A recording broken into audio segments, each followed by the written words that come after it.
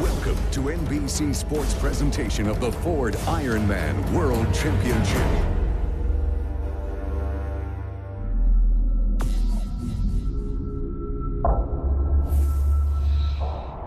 Nothing great comes without great sacrifice.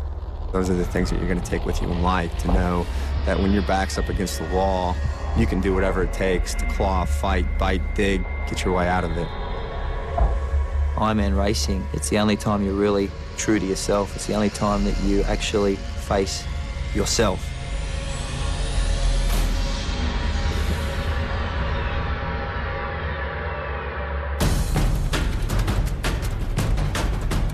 I encourage anyone who wants to see what they're made out of to come try an Ironman. You'll get a true sense of if you're a fighter or not. If you don't come to this race mentally prepared, it's all over. You bring yourself right up to an edge and then try to force yourself to push right on through it. And, I mean, people mess themselves up really bad out there. I think I'm gonna die. Everything has a limit before it explodes. Heat is sometimes a factor, so is distance. Add 2.4 miles in the sea to 112 on the road. Sprinkle in some wind and add 26.2 more in an oven. And maybe you get there and have the experience of your life.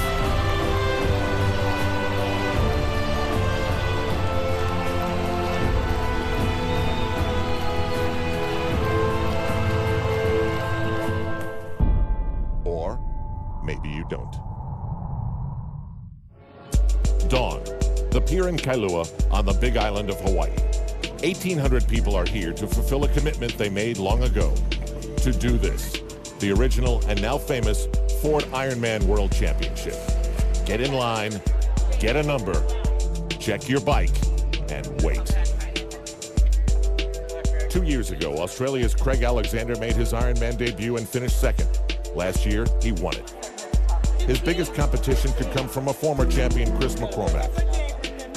The 07 champ didn't defend his title because of a snapped cable on his bike.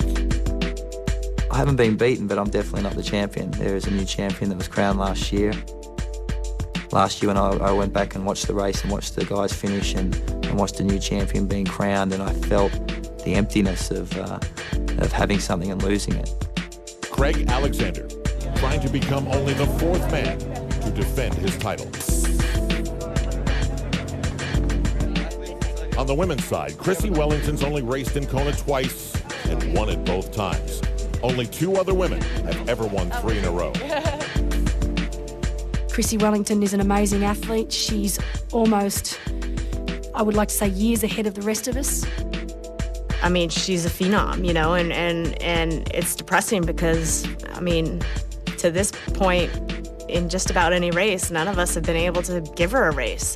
It gets a little depressing. She's an amazing athlete and just incredible. So hopefully I can be in her zip code. Chrissy Wellington is in their heads.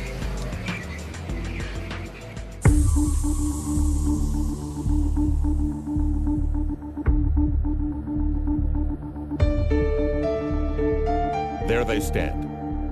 The champions, the dreamers, the maybes, side by side.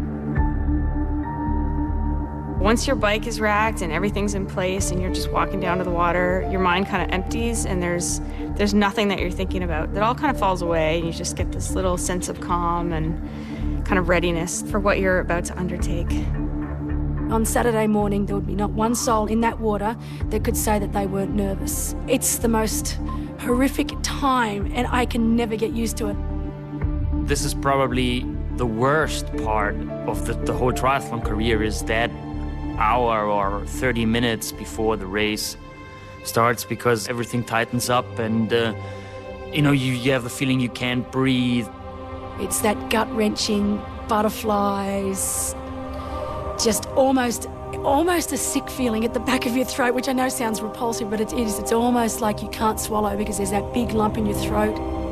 It's horrible. It's awful. The anticipation is the worst. You just don't know what's going to happen. You just don't know.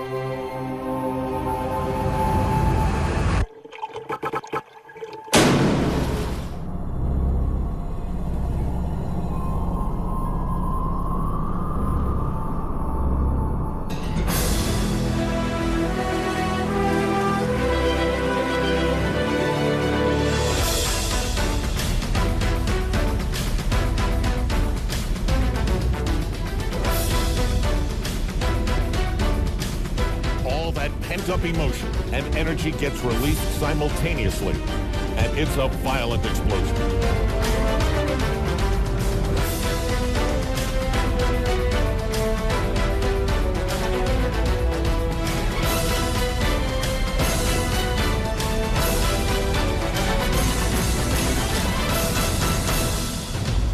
Look closely at the contact of arms, elbows, and legs.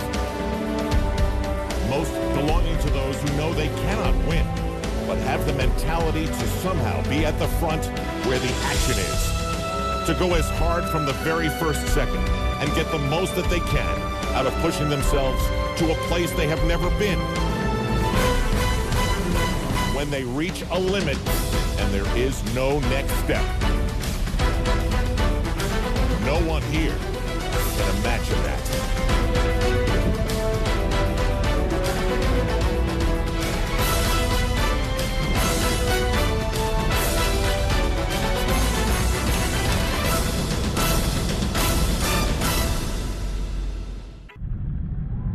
The 2.4-mile swim that begins the Ford Ironman World Championship nears the buoy of the halfway point.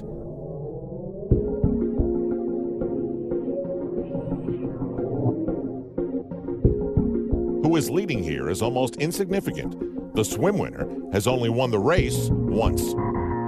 But everyone has to go through it and surrender what it demands to complete it.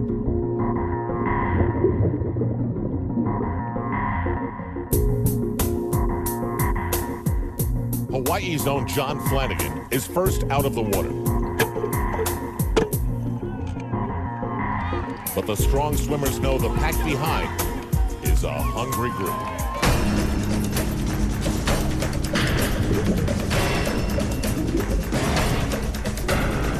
It's a toll plaza with everything down to a few lanes. Old, young, men, women. Speaking of them, all eyes are on Chrissy Wellington. She is out of the water with the best swimmers, having, as promised, improved her swim time. For her competition, that's a scary thought. The defending champion Craig Alexander gets side by side with a former champ, Faris Al-Sultan. The transition zone is frenetic, and it's keep what you have for as long as you can. That in mind, zooming at the front is an NCAA swimming champ, Andy Potts. He's pressing to improve on last year's 7th place debut.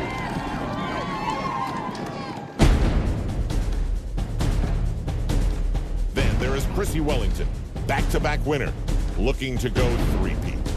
I will try and get every ounce of strength and passion and energy out of my body come race day. I won't worry about what everyone else is doing. If they're doing the same and they're with me, then bring on that battle because, you know, the games will begin.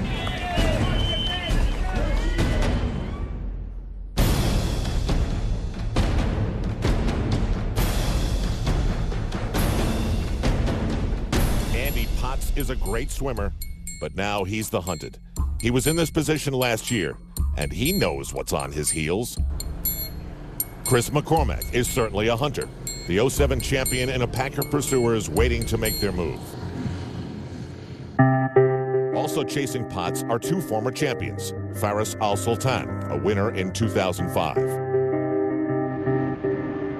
and Norman Stadler, a two-time champion who recently became a father. Norman and Faris, the two German boys, I wonder where they are in their life. I've raced them a bit this year in Europe and they just seem happy.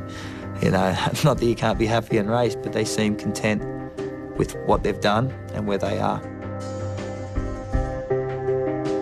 Well, the year was horrible. I mean, I had some of the worst results ever. Based on the year, I would be happy just to finish it.